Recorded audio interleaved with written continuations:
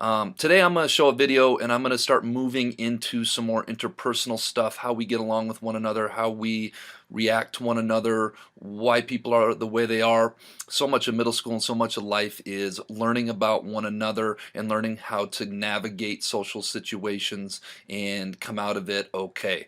I'm going to show a video today that a seventh grader showed me last year, Kayla Volpe. It's called Pork Chop Bullying, and it's got a lot of deep stuff in there that talks about how we're all going through stuff. Nobody's life is perfect, and I think we fail to at your guys' level, developmental level, and just in general as human beings. Sometimes we fail to think about what other people are going on and what's going on in other people's life. And when our lives aren't perfect, sometimes we treat people disrespectfully. I've got a piece of paper here, and it's just a normal piece of paper. And when we go through life and we start being disrespectful to one another and saying and doing things to tear down one another, every time we do that, it rips the paper, it bends the paper, it folds the paper.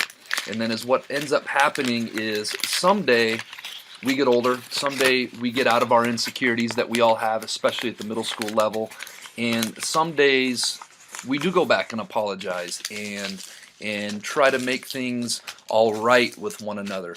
And the reality of the situation is I can unfold this paper as much as I want. I can try to tape this paper or staple this paper and put it back together, but it's never going to be the same. This paper is forever going to have these wrinkles in it no matter how much I try to press it out, put it between a book, leave it, tape it, glue it back together.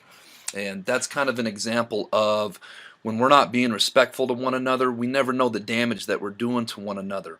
The comments, the looks, the little things. I'm a huge advocate of treating everybody with respect, and sometimes that may look like, if you don't get along with somebody, that may look like just letting them live their life, letting them do their thing. You do yours, instead of trying to take them down or to hurt them. So I hope that makes sense. I hope you guys like this video. It's kind of deep, so put your stuff away and give it a good look here. Hope you guys make this a great week. And when I was a kid, I used to think that pork chops and karate chops were the same thing. I thought they were both pork chops. And because my grandmother thought it was cute, and because they were my favorite, she let me keep doing it. Not really a big deal.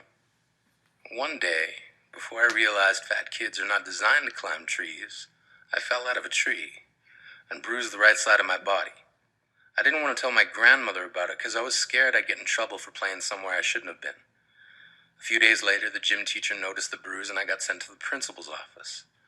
From there, I was sent to another small room with a really nice lady who asked me all kinds of questions about my life at home. I saw no reason to lie. As far as I was concerned, life was pretty good. I told her whenever I'm sad, my grandmother gives me karate chops. This led to a full-scale investigation, and I was removed from the house for 3 days until they finally decided to ask how I got the bruises. News of this silly little story quickly spread through the school, and I earned my first nickname, Pork Chop. To this day, I hate pork chops. I'm not the only kid who grew up this way, surrounded by people who used to say that rhyme about sticks and stones. As if broken bones hurt more than the names we got called, and we got called them all. So we grew up believing no one would ever fall in love with us, that we'd be lonely forever, that we'd never meet someone to make us feel like the sun was something they built for us in their tool shed.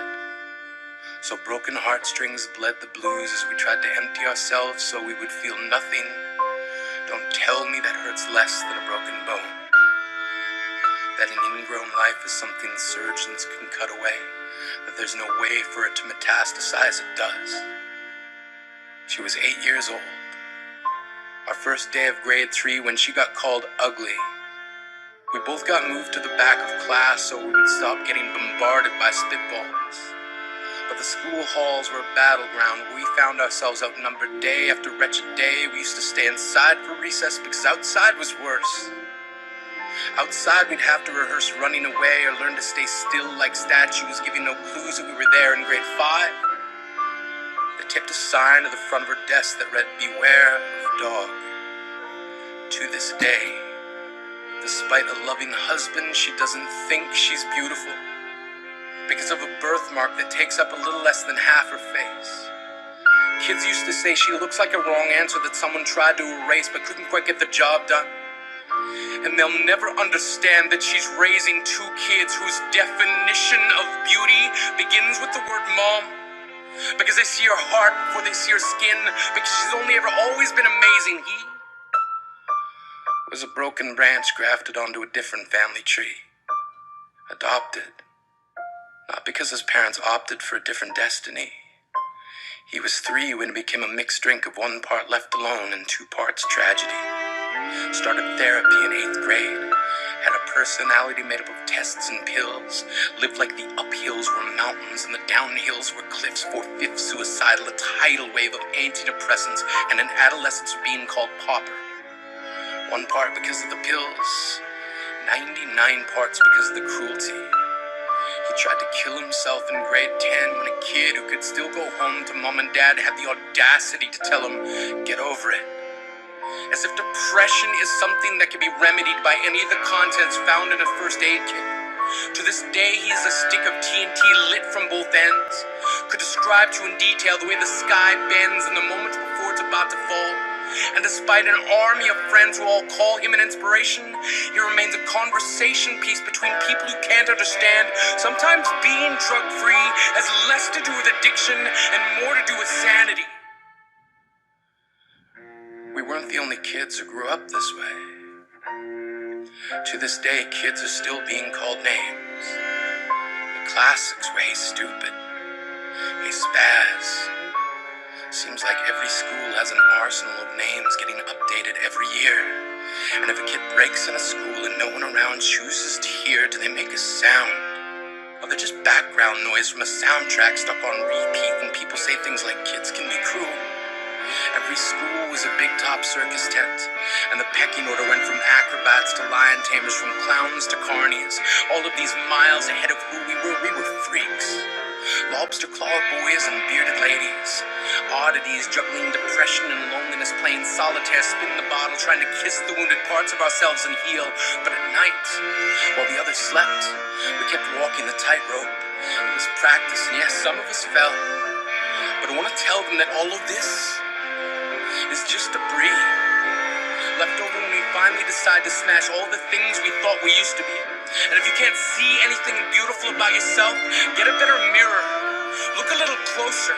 Stare a little longer. Because there's something inside you that made you keep trying despite everyone who told you to quit. You built a cast around your broken heart and signed to yourself, you signed it. They were raw. Because maybe you didn't belong to a group or a clique. Maybe they decided to pick you last for basketball or everything. Maybe you used to bring bruises and broken teeth to show and tell but never told. Because how can you hold your ground if everyone around you wants to bury you beneath it? You have to believe that they were wrong. They have to be wrong. Why else would we still be here? We grew up learning to cheer on the underdog because we see ourselves in them. We stem from a root planted in the belief that we are not what we were called. We are not abandoned cars stalled out and sitting empty on some highway. And if in some way we are, don't worry.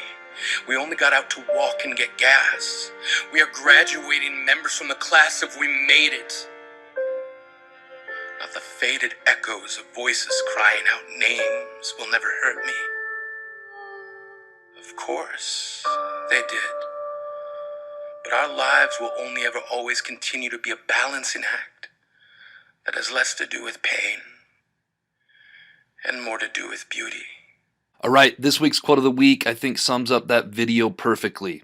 And it is, everyone you meet is fighting a battle you know nothing about. Be kind always.